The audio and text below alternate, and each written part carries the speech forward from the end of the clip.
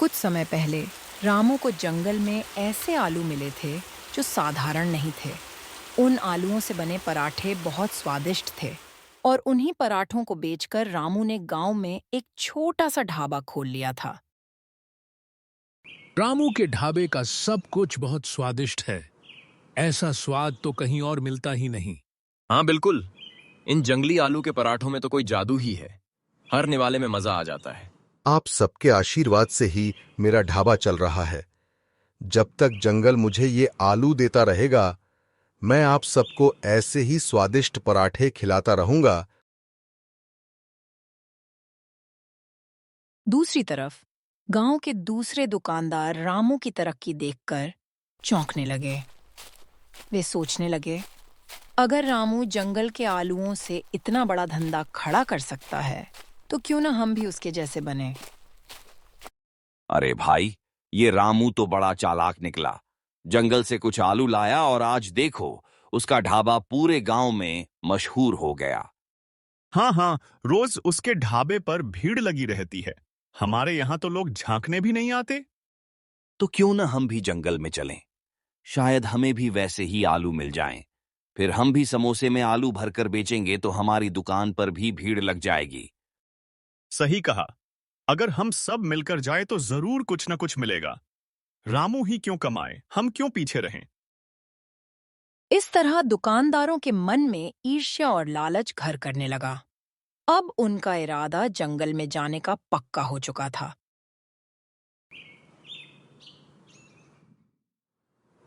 अगले दिन वे दोनों दुकानदार सुबह सुबह टोकरी लेकर जंगल की ओर निकल पड़े।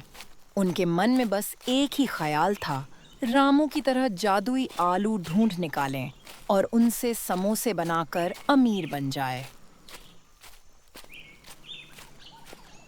आखिरकार घंटों की तलाश के बाद दोनों दुकानदारों को झाड़ियों के बीच चमचमाते हुए अजीब से आलू नजर आए। अरे वाह, यह तो वही आलू हैं जिनसे रामू ने अपने पराठे बनाए थे। अब तो हमारा काम बन गया। इनसे हम समोसे बनाएंगे और देखना, पूरे गांव में हमारी दुकान पर ही भीड़ होगी। दोनों दुकानदार जल्दी जल्दी झाड़ियों से आलू इकट्ठा करने लगे। उनकी आंखों में चमक और चेहरों पर लालच साफ नजर आ रहा था। दोनों दुकानदार टोकरी में आलू भरकर खुशी खुशी गांव की ओर लौट पड़े। उन्हें लगता था जैसे अब उनकी किस्मत बदलने वाली है।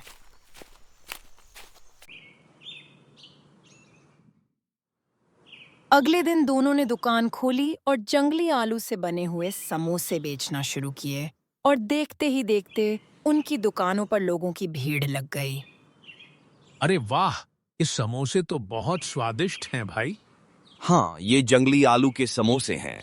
अरे वाह, कल दशहरा है तो मेले में भी समोसे का ठेला लगाओ, खूब बिक्री होगी। रात को दोनों समोसे वाले मिलते हैं और मेले में ठेला लगाने पर विचार करते हैं। आज हमारी बिक्री अच्छी हुई है। जंगली आलूओं ने तो कमाल कर दिया है। हाँ सही कहा, कल मेले में ठेला लगाना चाहिए क्या? हाँ, लगाते हैं। अभी हमारे पास थोड़े और जंगली आलू पड़े हैं। ठीक है, कल मेले में मिलते हैं।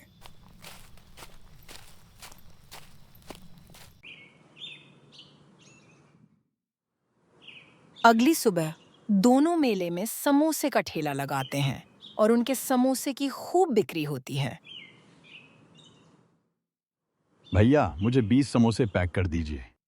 हाँ भाई साहब, बस अभी लीजिए।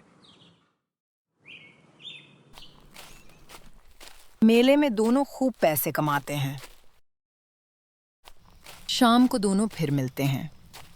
अरे भाई, आज तो कमाल ही हो गया। इतना पैसा तो हमने एक महीने में भी नहीं कमाया। हाँ, तुम ठीक कह रहे हो।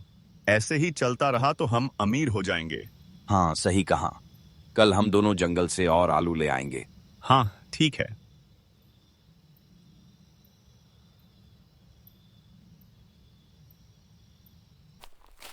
अगले दिन फिर दोनों जंगल में आलू ढूंढने निकल जाते हैं। रास्ते में उनको रामू मिलता है। अरे भीमा और सुरेश, मैंने सुना है कि तुम लोग भी जंगली आलू से समोसे बनाकर बेच रहे हो। हाँ रामू भाई, हमने आपकी तरक्की देखी तो सोचा हम भी पैसे कमा लें। हाँ, बिल्कुल सही कहा। बहुत बढ़िया, पर जंगल में से सावधानी से आलू लेना, वहां जहरीले आलू भी होते हैं। हाँ ठीक है रामू भाई, अब हम चलते हैं।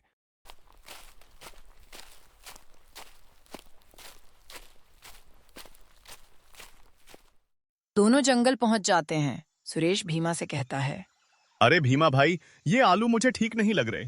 ऐसा कुछ नहीं, ये रामू की चाल है ताकि हम उससे ज्यादा अमीर न हो जाएं।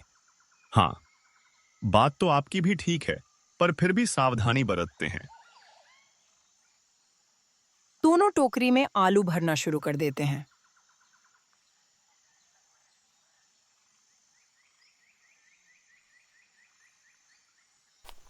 दोनों टोकरी में आलू भरकर गांव की तरफ चल पड़ते हैं।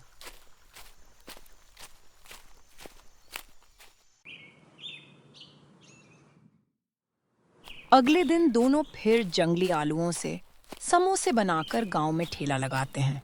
तभी गांव का सरपंच वहां आता है। अरे भीमा, जरा 10 से 15 समोसे पैक कर दो, घर पे ले जाकर खाने हैं। हाँ सरपंच जी, बस अभी लीजिए।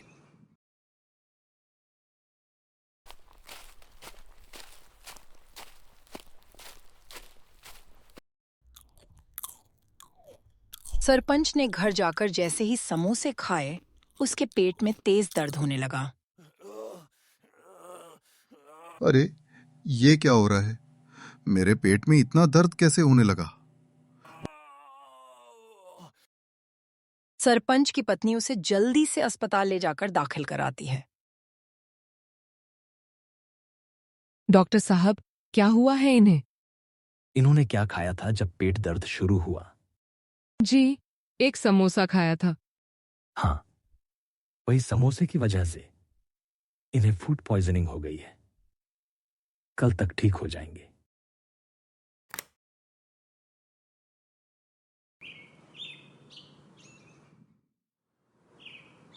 अगले दिन सरपंच खुद पंचायत बुलाता है क्योंकि गांव के और भी लोग बीमार पड़ जाते हैं।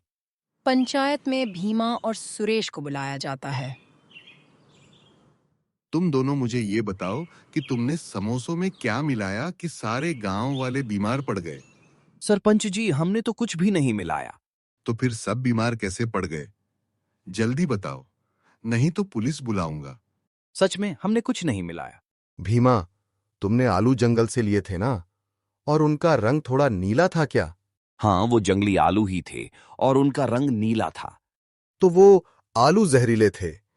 मैंने तुम दोनों को पहले ही कहा था कि ध्यान से आलू लाना। हाँ, हमें माफ कर दीजिए, हमसे बड़ी गलती हो गई। अगली बार ऐसी गलती नहीं होगी। ठीक है भीमा और सुरेश, इस बार मैं तुम्हें माफ कर रहा हूं। अगली बार ऐसा नहीं होना चाहिए और तुम दोनों अब से जंगली आलू इस्तेमाल नहीं करोगे। ठीक है सरपंच जी।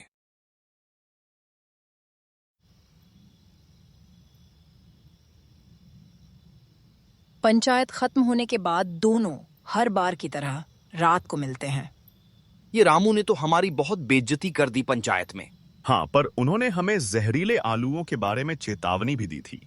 हाँ, पर मैं रामू से इस बात का बदला जरूर लूंगा। ठीक है, पर अब मैं तुम्हारा साथ नहीं दे सकता। तो ठीक है, अब से हमारे रास्ते अलग अलग हैं। भीमा गुस्से में वहां से चल देता है। अगली रात भीमा चोरी छुपे रामू के खेत की ओर चल पड़ता है। अरे रामू ने तो आलू लगा रखे हैं, अब मैं इनके सारे आलू तबाह कर दूंगा।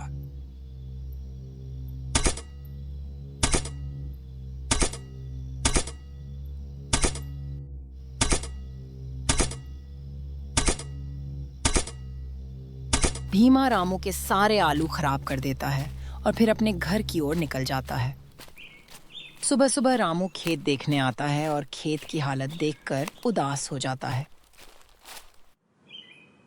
लगता है किसी जानवर ने सारी फसल बर्बाद कर दी है।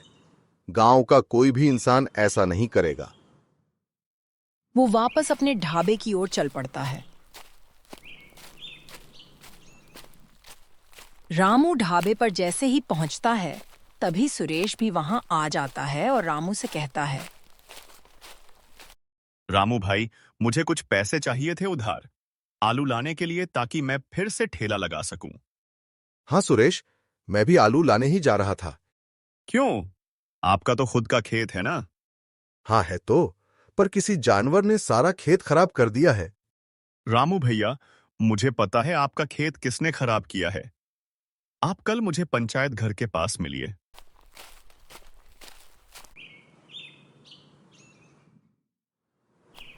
अगली सुबह रामू पंचायत घर पहुंचता है। वहां पहले से ही सुरेश, भीमा और सरपंच मौजूद रहते हैं। बोलो सुरेश, यहाँ क्यों बुलाया है मुझे? रामू भैया, मैंने आपको इसलिए बुलाया है क्योंकि मुझे सच पता चल गया है। आपके खेत को किसी जानवर ने नहीं बल्कि भीमा ने ही बर्बाद किया है। अरे ये झूठ है, मैंने कुछ नहीं किया। भीमा, सच सच बताओ, क्या तुमने ही रामू के खेत को नुकसान पहुंचाया? हाँ, मैं गुस्से में अंधा हो गया था, मैंने ही खेत बर्बाद कर दिया था। भीमा, मैंने तुम्हें पहली गलती पर माफ कर दिया था, पर इस बार नहीं। तुम 6 महीने तक रामू के खेत में काम करोगे। ठीक है सरपंच जी, और मैं फिर से ऐसी गलती नहीं करूंगा। हाँ भीमा, मैंने भी तुम्हें माफ किया और मैं तुम्हें फिर से ठेला लगाने में भी मदद करूंगा। और इस तरह गांव में एक बार फिर मेलजोल और भाईचारे की भावना लौट आई, जहां दुश्मनी की जगह दोस्ती ने अपनी जगह बना ली।